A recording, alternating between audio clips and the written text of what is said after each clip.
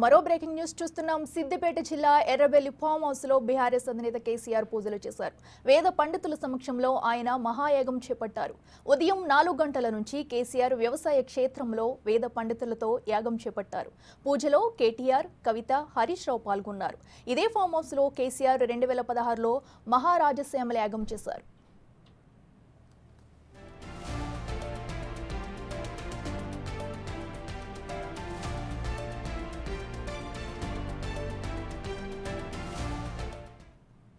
ఇదే అంశానికి సంబంధించి మరింత సమాచారం మా ప్రతినిధి దుర్గారెడ్డి అందిస్తారు. దుర్గారెడ్డి, చెప్పండి, ఫామ్ హౌస్ లో కేటీఆర్ పూజలు చేస్తున్నట్టు తెలుస్తుంది. మరి ఈ పూజలో ఎవరెవరు అధికారులు పాల్గొన్నారు, ముఖ్య నాయకులు కానీ, దీనికి సంబంధించి డీటెయిల్స్ అంటే? సిద్దిపేట జిల్లా మాజీ ముఖ్యమంత్రి కె చంద్రశేఖరరావు వ్యవసాయ క్షేత్రంలో ఎర్రబెల్లి వ్యవసాయ క్షేత్రంలో మాత్రం ఉదయం 4 గంటలకు ఆ మహాయాగము అదే యజ్ఞాలు కార్యక్రమానికి మాత్రం వేద పండితులతో మాత్రం ప్రారంభించారు. ఈ యజ్ఞానికి మాత్రము కేసీఆర్, ఎమ్మెల్సీ కవిత మాత్రం హాజరయ్యారు. మరి కొడుకు కూడా కేటీఆర్ కూడా రావచ్చని అంటున్నారు కనుక ఇప్పటివరకు అయితే రాలేదు. అతను మేనల్లుడు మాజీ మంత్రి సిద్దిపేట ఎమ్మెల్యే హరీష్ రావు కూడా ఈ కార్యక్రమానికి అటెండ్ అయ్యే అవకాశాలు నేను తెలుస్తుంది. అదేవిధంగా 2016లో మాత్రము రాష్ట్ర ఆనాటి ముఖ్యమంత్రి కె చంద్రశేఖరరావు, ఇప్పుడు మాజీ ముఖ్యమంత్రి ఆ రోజు కూడా రాజశ్యామల యాగం చేపట్టారు. దాంతో పాటు ప్రతి సంవత్సరం కూడా కొన్ని వేద పండితులను పీఠాలను పిలిపించి కూడా ఇతర రాష్ట్రాలు, ఇతర దేశాలకు సంబంధించిన వాళ్ళని పిలిపించి కూడా వ్యవసాయ క్షేత్రంలో మాత్రం మామూలుగా పూజలు జరిపించేవాడు.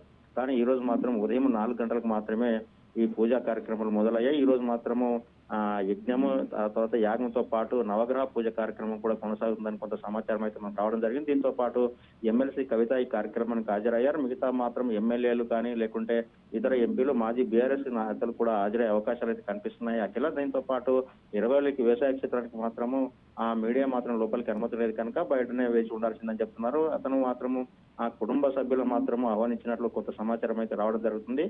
కేసీఆర్ మాత్రం ఈ రోజు సాయంత్రం వరకు కూడా ఈ నవగ్రహ పూజతో పాటు యజ్ఞ కార్యక్రమంలో పాల్గొనే అవకాశం అయితే కనిపిస్తుంది. Akhila. Right Durga Reddy, thank you.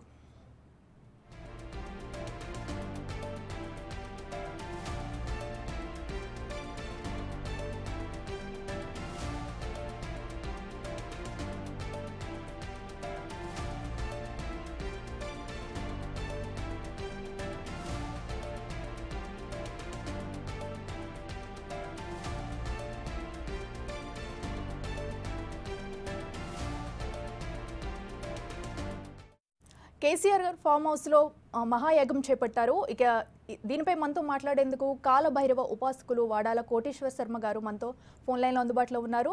నమస్తే అండి శర్మ గారు. నమస్కారం అమ్మ. అందరికీ మన బిగ్ టీవీ యాజమాన్యానికి, వీక్షకులకు, ప్రేక్షకులకు అడ్వాన్స్ వినాయక చవితి పండుగ శుభాకాంక్షలు అమ్మ. ఓకే శర్మ గారు, చెప్పండి, అసలు మహాయాగం ఎందుకు చేస్తారు? మనిషి జీవితంలో ఆకలైనప్పుడు ఆహారం ఎలా మనము స్వీకరిస్తామో, ఉదయము, మధ్యాహ్నము, సాయంత్రము గ్రహాలు అనుకూలంగా లేనప్పుడు దేవానాం ఆజ్యమాహారము అంటారు. అంటే భగవంతుడికి ఫలం, పత్రం, పుష్పం, తోయం అని ఎలా చెప్పుకుంటామో యథాశక్తిగా గ్రహస్థితి, గృహస్థితి అనుకూలంగా లేనప్పుడు దేవతారాధన, నవగ్రహారాధన, మహాగణపతి పూజ, రుద్రుడు, కాలభైరవుడు, ఈ వెంకటేశ్వర స్వామి వారు ఈ సేవ చేయడం వలన గ్రహాలు మళ్ళీ తిరిగి యోగించడం మొదలు పెడుతుంది. మనకు చిన్న ఉదాహరణ, మన కారులో కానీ బైక్ లో కానీ ఇంధనం ఉన్నంత వరకు వెళ్తుంది. ఇంధనం అయిపోయిన తర్వాత ఏం చెప్తుంది, బాబు నేను వెళ్ళను అంటుంది. అలా అక్కడికి అది ఎలా ఇంధనం అవసరమో, ఆకలైనప్పుడు ఆహారం ఎలా అవసరమో, జీవితానికి, జాతకానికి జన్మకో శివరాత్రి, ఏడాదికోసం గ్రహశాంతి అంటారు మన పెద్దవారు. కనుక ఈ ఏడాదికి ఒక్కసారైనా ఇలాంటి కార్యక్రమాలు చేసుకోవడం వలన మామూలు ఒక వ్యక్తి కూడా మహానుభావుడు అవడానికి అనేక రకాల అవకాశాలు ఉన్నాయి. కనుక ప్రతి ఒక్కరూ చేసుకునేటువంటి విధి విధానంలో ఇదొక విధానం. పైన ఇప్పుడు భాద్రపద మాసం ప్రారంభమైంది. మొన్ననే వాళ్ళ గారాల పట్టిగా అయినటువంటి కవిత గారు బయటికి రావడం కూడా జరిగింది. అందులో ఈరోజు 6వ తారీఖు కేసీఆర్ సార్ గారికి చాలా ఇష్టమైనటువంటి అదృష్టానికి వచ్చే సంఖ్య కూడా, అందులో కూడా తదియ ఛాయలు, అందులో ఆది పూజ్య మహాగణాధిపతి అనగా అన్ని పూజలను మొట్టమొదటి పూజలు అందుకునే భగవంతుడు గణనాథుడు. ఆ గణనాథుడి యొక్క స్వామికి ఈరోజు జన్మ నక్షత్రం కూడా ఉంది. కనుకనే అన్నిటినీ ఆలోచించి వేద పండితుల యొక్క సలహాలు, సూచనల మేరకే ఆయన ఈ కార్యక్రమాన్ని తలపెట్టాడని మనం అందరం అనుకోవచ్చు అప్ప. ఓకే శర్మ గారు, అయితే ఈ యాగం చేయడం వల్ల ఫలితాలు ఏమేం ఫలితాలు కలుగుతాయి అంటారు? అలాగే కేసీఆర్ ఎప్పటి నుంచి కేసీఆర్ ఫామ్ హౌస్లో కానీ వాళ్ళ ఇంట్లో వాళ్ళ కుటుంబంలో మీరు ఈ యాగం ఎప్పటి నుంచి చేస్తున్నారు అసలు? అమ్మ ఇక్కడ విషయం ఏమిటమ్మా అంటే రోజు మనము సూర్య నమస్కారం ఎలా చేసుకుంటామో, నిత్య నైతిక కార్యక్రమం ఎలా చేసుకుంటామో, జీవితంలో కొన్ని అనుకూలంగా లేనప్పుడు త్రయమాసికం అంటే 3 మాసాలకు కానీ అంటే అర్ధ సంవత్సరం కానీ సంవత్సరానికి ఒకసారైనా ఇలాంటి కార్యక్రమాలు చేసుకోవాల్సిందే. కనుక పరిస్థితులు అనుకూలంగా లేనప్పుడు అనుకూలించడానికి మనోధైర్యం కోసం, ఆత్మస్థైర్యం కోసం భగవంతుడిని స్మరించడం, ధ్యానించడము, జపము, తర్పణము, హోమము, దానము వలన మనం సంపాదించడ ధనము మొట్టమొదట శుద్ధి కలుగుతుంది. ఎందుకంటే మనం ఎంతైతే సంపాదిస్తామో దాటిలో కనీసం ఆవగింజంతన్నా ఆధ్యాత్మికానికి ఖర్చు పెట్టడం వలన భగవంతుడి యొక్క ఆశీస్సులు కలిగి రుణ సమస్యలు, రోగ సమస్యలు, శత్రు సమస్యలు, కారాగార సమస్యలు, కోర్టు సమస్యలు, నరదృష్టి, వ్యక్తిగతమైనటువంటి విషయాలు, భౌగోళికమైనటువంటి ప్రకృతిలో కొన్ని జరుగుతున్న విపత్తులు. ఇప్పుడు చూడండి, మనం ప్రస్తుత కాలమాన ప్రకారంగా క్లౌడ్ బరస్ట్ అనేటువంటిది మనం వింటున్నాం. అదే కాకుండా ఈ సంవత్సరానికి రాజు కూడా అంగారకుడు, మంత్రి కూడా శని భగవానుడయ్యాడు. కనుక ఈ 2024 అంటే 8 సంఖ్య అవ్వడం, రాజు కుజుడు అవ్వడం, మంత్రివర్యుడు శని భగవానుడు అవ్వడం వలన రాజకీయ ధురంధరులకు, వ్యాపారవేత్తలకు అనేక మంది ఈ సంవత్సరము కోర్టు సమస్యలు, జిహెచ్ఎంసీ లాంటి సమస్యలు, లోతట్టు ప్రాంతాల్లో చూడండి, ఈ మధ్యలో మనం గమనించినట్లయితే పెద్ద పెద్ద వ్యాపారవేత్తల ఇల్లు కూలిపోతున్న సందర్భాలు ఉన్నాయి. అంటే ఇది కేసీఆర్ గారికే కాకుండా యావత్ భూమండలంలో ఉండబడిన అనేక మందికి కూడా ఈ యొక్క ఇబ్బంది ఉంటుందని మనం కూడా గ్రహించాలి అమ్మా. ఓకే కోటేశ్వర శర్మ గారు, అయితే ఈ యాగాన్ని ప్రధానంగా ఏ మాసంలో చేయవచ్చు అంటారు, లేదా ఎప్పుడు చేసినా కూడా మనకి ఫలితాలు ఉంటాయంటారు? అమ్మా, మనకు భోజనం ఎప్పుడు అవసరం అమ్మా అంటే ప్రతి ఆకలి అయినప్పుడల్లా అవసరం.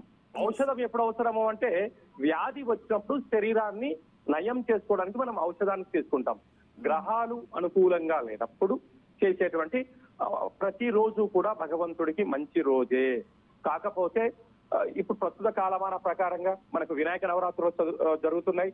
అందులో ఈ రోజు 6వ తారీఖు, అందులో విశేషమైన శుక్రవారం అంటే యోగాన్ని కలిగించేటువంటి వారు, రాజభోగాలను అందించేటువంటి రోజు ఈ రోజు ఉంది. అందులో విఘ్నాలను తొలగించేటువంటి వినాయక స్వామి వారికి ఆయన జన్మ నక్షత్రము, అందులో 6 సంఖ్య అనేటువంటిది అద్భుతమైనటువంటి రాజకీయ ధురంధరులకు విజయాన్ని కలిగించే సంఖ్యలు కూడా ఇలాంటివమ్మా. అందుకే కనుక ఈ పరిస్థితులను బట్టి ఈరోజు ప్రారంభించారు. అంతా మంచే కలుగుతుందని అందరము కూడా మనసారా కోరుకుందామమ్మా. ఓకే శర్మ గారు, అయితే ప్రధానంగా కేసీఆర్ ఏ ఫలితాలను ఆశించి ఇప్పుడు ప్రస్తుతం ఈ యాగం చేస్తున్నారు అనుకోవచ్చు? అమ్మా, ఏ తండ్రికైనా కూతురు కొడుకే బలం, 2 నేత్రాలతో సమానం. అలాంటిది కొడుకు ఒకవైపు, కూతురు ఒకవైపు ఉన్నబడిన పరిస్థితిలో ఉన్నప్పుడు కొన్ని ఇబ్బందులు జరిగినప్పుడు ఇలాంటప్పుడు తన తండ్రి బాధ్యతగా తీసుకొని నా కూతురు బాగుండాలి, నా కుటుంబం బాగుండాలి, నా పార్టీ బాగుండాలి, నా జనాలు బాగుండాలి, నా తెలంగాణ రాష్ట్రం బాగుండాలి, నా భారతదేశం బాగుండాలని చెప్పి ప్రతి ఒక్క రాజు కూడా కోరుకునేటువంటి మొట్టమొదటిసారిగా అంటే ఎవరైనా ఇలా కోరుకుంటారు. కాకపోతే ఆయన గత 10 సంవత్సరాలుగా రాజ్యాన్ని పరిపాలించిన మహారాజు గారు స్థానంలో ఉండి కార్యక్రమాన్ని చేశారు. ఎప్పుడు కూడా కాలం అనేటువంటిది విజయము ఎవరికి సొంతం కాదు, ఓటమి అనేది ఎవరికి శాశ్వతం కాదు. కనుక ఇప్పుడు రాజుగారి కాకుండా తన సొంత కుటుంబం కోసం ఈ కార్యక్రమాన్ని నిర్వహిస్తున్నారు. కనుక అందరికీ మంచి కలుగుతుందని కూడా భావిద్దాం. ఎంతైనా ఆయన మనకు తెలంగాణని సాధించడానికి ఎన్నో రకాలుగా త్యాగాలు చేసినటువంటి వ్యక్తి కూడా మన కేసీఆర్ సార్ గారే. చరిత్రలో ఆయన పేరు ఎప్పుడు శాశ్వతంగా ఉంటుంది. ఆధ్యాత్మికానికి తను కూడా ఒక మారు పేరు. కనుక ఈ వర్షాల యొక్క ప్రభావం చేత అనేక మంది నీట మునిగిన సందర్భాలు ఉన్నాయి. మనం ఉభయ 2 రాష్ట్రాల్లో ఈ క్లౌడ్ బరస్ట్ అనేది జరిగిన తర్వాత అనేక మంది అన్నమో రామచంద్ర అని అంటున్న పరిస్థితి ఉంది. వాటి నుంచి కూడా కాపాడడం కోసమే ఈ యాగం తలపెట్టారు అని కూడా అనుకోవచ్చమ్మా. ఓకే కోటేశ్వర శర్మ గారు, చాలా చక్కటి విషయాలు తెలియజేశారు. థ్యాంక్ యూ అండి.